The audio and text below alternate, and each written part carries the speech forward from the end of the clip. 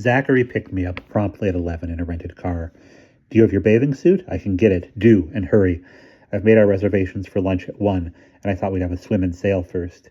He'd rented a cabana for me to dress in and suggested that we swim in the pool. No thanks, I don't like chlorine, and I do like salt water. All those rough waves.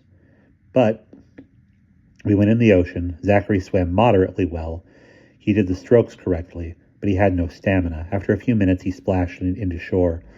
I followed him and started to tell him a little about the conference staff, but it was obvious he wasn't interested in the people or the worlds they came from. Do your parents know this mixed kind of group you're with? Of course.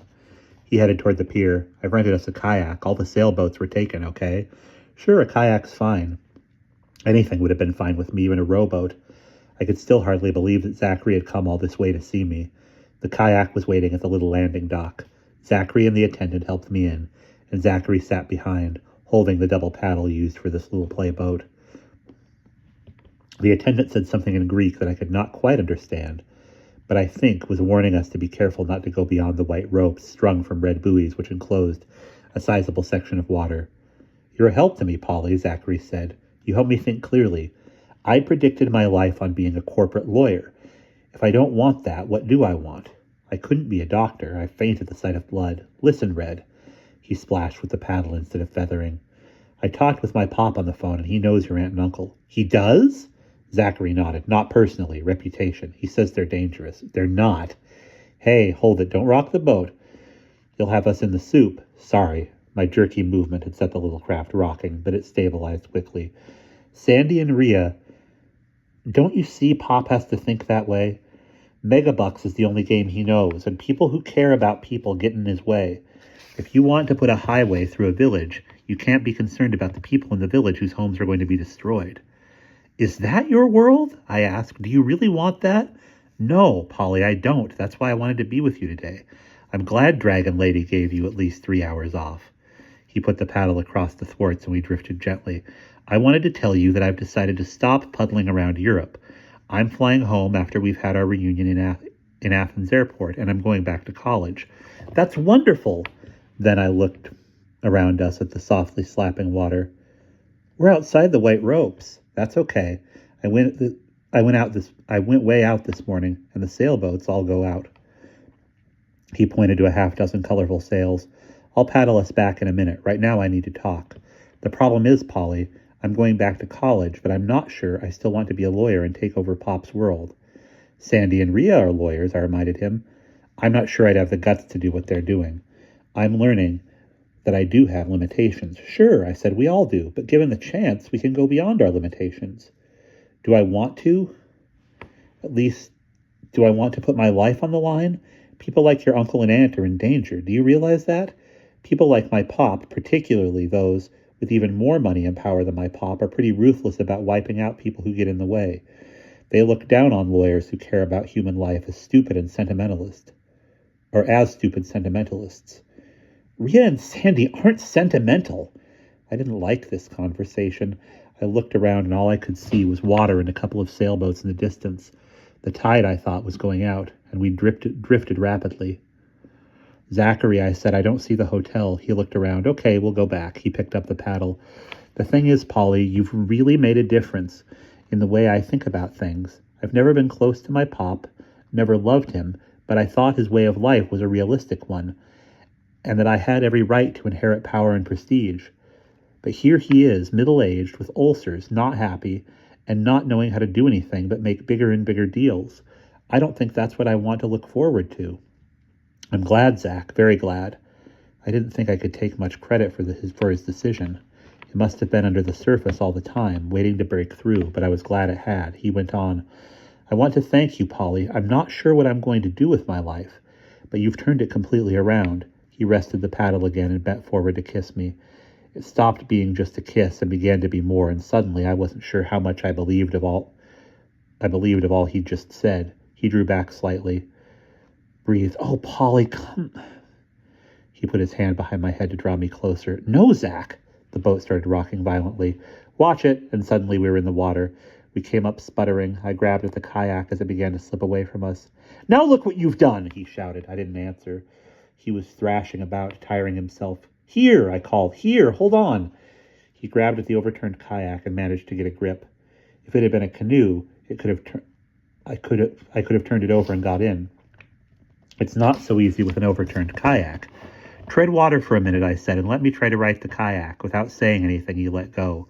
I got under the gunwales and pushed, kicking as hard as I could, and to my relief, the little play boat was light enough so that I could flip it over. The paddle was gone. Do you think you can climb back in? I asked. I doubt it. I'm not the athletic type. Do you want to try? Then maybe you can pull me in. I'll hold on and try to keep it level for you. Even without the paddle, we'd be better off in the boat. Zachary's stamina was not going to last long. But when I tried to pull myself up over the gunwale, Zachary lost his grip. Zach, hold on! He splashed back to the kayak and grabbed at the side, almost overturning it again. This was not going to work. I looked around for the sailboats, but although I saw a couple, they weren't in hailing distance, and they were too far off for anybody to notice us. We couldn't stay in the water for several hours, till Noreen missed me, and someone came to look for us. Zachary realized this too. If I let go and dog paddle again, do you think you can get in without my help? I'll try. I didn't say it would be easier without help. I was almost in the kayak when suddenly he grabbed it and I lost my balance and slid back into the water. Fortunately, the boat did not overturn again, but the little boat was made for the quiet waters around the dock, without the boundaries of the ropes, not for the open sea. I didn't think Zachary knew much about boats.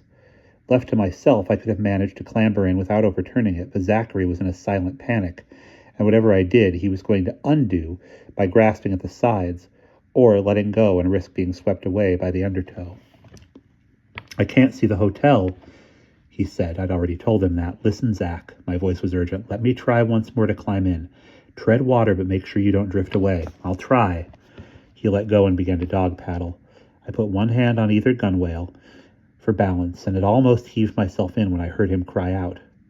He had already drifted 2 lengths of the boat. I dropped back in the water, still holding the kayak with one hand, because it would be madness to lose it, and kicked as strongly as I could in his direction. Zachary, swim! Try to swim toward me! The distance between us began to widen, and I could see that he was floundering, moving arms and legs aimlessly and futilely. I was going to have to let the kayak go in order to get him. And then what? We could never make it back to the kayak together. He simply didn't swim well enough, and we certainly couldn't even think of trying to make it to shore against the tide. I wasn't ready to die, but I couldn't save myself and let Zachary drown. Why not? If I didn't save myself, we'd both drown, and what good would that do? Polly, don't think, Zachary, I shouted. I'm coming. I let go of the kayak. Polly! I had one arm around Zachary and was kicking to keep afloat. He was pulling me down. I couldn't go holding us both up much longer. I couldn't go on holding both of us up much longer. Polly! It wasn't Zachary calling me. Zachary was exhausted, dead weight. Polly!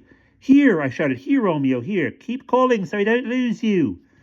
Here, Romeo, here. And suddenly I saw a rowboat, a lovely, solid rowboat with Romeo at the oars. He saw us and pulled the boat to us with strong, sure strokes. Get Zachary in first, I said. Romeo rested the oars, reached out one strong arm, then both, as he realized that Zachary could do little to help himself. Somehow or other, Romeo pulling, me pushing, we managed to get him into the rowboat. Then Romeo's hands were stretched down to me, and with his help I heaved myself up, then flopped into the bottom of the boat, panting. The kayak, I whispered. Forget it, Romeo said fiercely. Then he turned to Zachary. He let out a long stream of invective and Bacchaean. If I had thought Bashamuth's anger could be terrifying, I was not prepared for Romeo's. I'll pay for the kayak, Zachary said. And could you have paid for Polly's life? Do you know, if I had been 5 minutes later, you'd both have been dead. Would you have made everything right by paying for the funeral? He was an avenging angel in his anger. I was still gasping for breath. How did you know? I was worried, and V said she smelled danger and told Frank, and he went with us to the hotel, and we were told you'd gone out in a kayak. But there weren't any kayaks in the roped-in area, so Frank suggested I take the rowboat. He and V will be waiting for us. He was rowing with strong, smooth strokes. Even so, it seemed a long time before we could see shore and the hotel. Where did you think you were going? Romeo asked Zachary. Some of Zachary's confidence returned though his face was pallid. I was thinking of emigrating to Syria with Polly. It was farther than I realized. That's not funny, Omeo still sounded enraged. "Oh, come on," Zachary said, and then, with one of his lightning switches, "I was an arrogant fool, and I'm beyond apology." "I would not have any harm come to Polly," Omeo said. Vi and Frank were waiting at the landing dock, their faces lighting in relief as they saw us. Omeo drew the rowboat skillfully up to the dock, and the attendant helped me out. "Thank God you're safe," Vi said. "What happened?" Frank asked. Zachary spoke swiftly before Omeo could say anything. "I misjudged the tide and lost my bearings," Omeo burst out. "And lost the kayak! Polly was holding him up in the open sea. They couldn't have lasted much longer." I discovered that I was trembling. Frank put out a hand to steady me. "We'll take you home," Omeo said. "Polly is having lunch with me," Zachary said. Omeo leapt onto the dock. "Polly is not going anywhere with you." For a second, I thought he and Zachary were going to get into a fight. Frank stepped between them and I said, "I think I'm too tired to eat. I'm going to get my clothes on." I walked away from them, went to the cabana, and changed. I was still very shaky. When I had my dress back on, sandals on my feet, I returned to the hotel, where they were sitting at one of the terrace tables, waiting. The three men rose as I approached. Zachary said, "Polly, please forgive me for having been such a monstrous fool." Frank stopped his apologies. "Polly's exhausted and we need to get her to bed." Zachary did not argue. "I'll call you, Polly, if you're willing to speak to me again. I'll never be such a chauvinist idiot." "It's okay, Zachary," I said. And we will pause there.